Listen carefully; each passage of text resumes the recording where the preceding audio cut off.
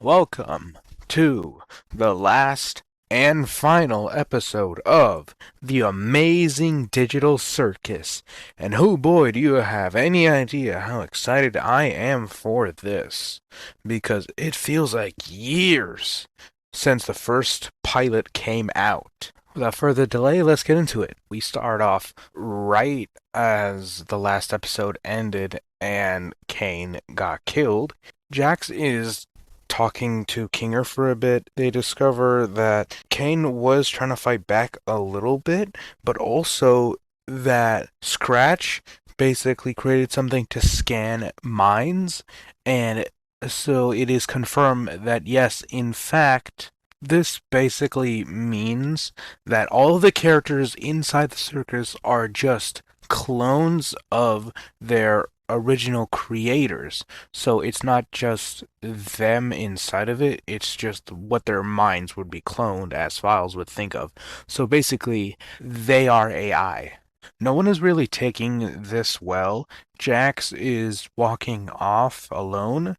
Pomni's trying to comfort people, and Gangle, like, there's this oh my god scene with Gangle trying to hold Zubal's hand and, like, just Kinger is trying to rebuild the surface, and it seems that he has the best ability to manipulate things and create things. Kinger basically shows Pomni how to do it as well, and they have this another emotional moment where they basically have the same conversation they did in the Mildenhall Manor. So montage happens of them trying to rebuild the circus together, and everyone but Jax is just growing out of their depression. And, like, I don't know why they did this. This kind of sucks, actually.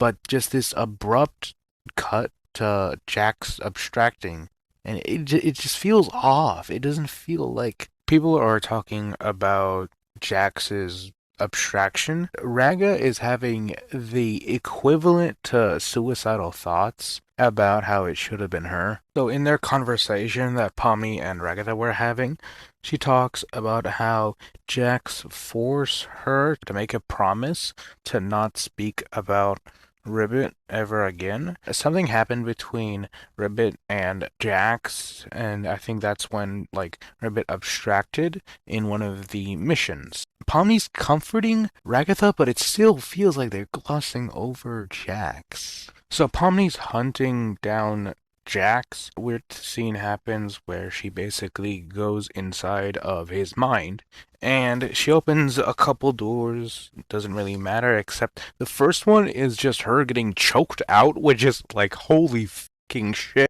Yeah. Wow.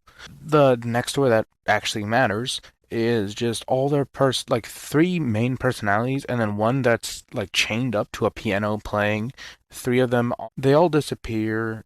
The one that was chained to a piano gives her a key. So she uses the key to open a door, and she thinks that this is the real Jax. And inside of it, we see just like flashbacks of Ribbit and Kaufmo together with Jax. And it's actually really peaceful. In a conversation that Ribbit are having, Jax is saying that he was homeless and his parents split. After his dad died, his mom basically took control of his life. It basically made him feel like he was stuck because every time he didn't do anything or lashed out, something always went wrong. So he was basically always on a tightrope. And, like, yeah, it just sucks. So there's this scene while they're talking, and Jax thinks that he accidentally killed his mom. Ribbit comforts him, and, like, she gives him her bow tie and puts it on his ear, and it's so fucking cute until someone interrupts them, and, like, oh my god, no. So after that, he starts, like, saying that it never happened and that it was fake. It's really weird because you can tell it wasn't. So the like level of emotional suppression is crazy. This basically drove Ribbit into abstracting. Cute detail, he was checking in on her before all of this happened. Kaufmo did basically say, hey, I know you two were close, but Jax just resorts to emotional suppression on such a high level that it confuses everyone. Then a montage happens of basically the events of the show, and we also get this extra scene of him with a bowling ball crying in front of a mirror, being similar to how Ribbit was comforting him. Yeah, wow, it's just really fucking sad because he basically lost his two closest people. Once all of that is over, Pomni is Jax in the darkness, and she basically runs up to him and hugs him, and he says that he basically says hates what he's done and he thinks that he is irredeemable. He also says that he doesn't want to die, and he was basically the first person to reach out to him this much, as well as Jax trips on a couple flashbangs and gives Will an opening to pull her out, as well as everyone else in there, trying to basically save her from getting corrupted because right as she got pulled, she looked like she was half dead. So they basically build a giant pillow fort, and yeah, I'm not joking, to contain Jax. And after just like them talking about each other and saying that, yeah, I care about you, we see King Kane in the background. King Kane? I thought his head got killed. So he's alone in the void with Bubble, and weirdly enough, Bubble hasn't had like their eyes and mouth at all enough, and basically and like he does this weird thing where he physically pulls out a part of him, and I have an idea that it might like a part of Scratch, right? And I think he physically pulled that part out, and he went online and actually physically researched each and every single one of these people, and like he realized that their lives are so much bigger than he could create. So to them, he was basically putting them in a cage. And yeah, just fucking wow.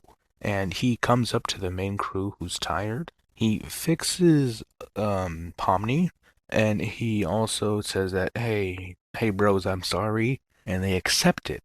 And also he goes and shows them a slideshow that he made about everything that has happened so far with like their people's lives. This makes them very happy because it's very comforting for them to know that yeah, they definitely lived out the they wanted before going into the circus. And this basically makes them like trust Kane more as time goes on.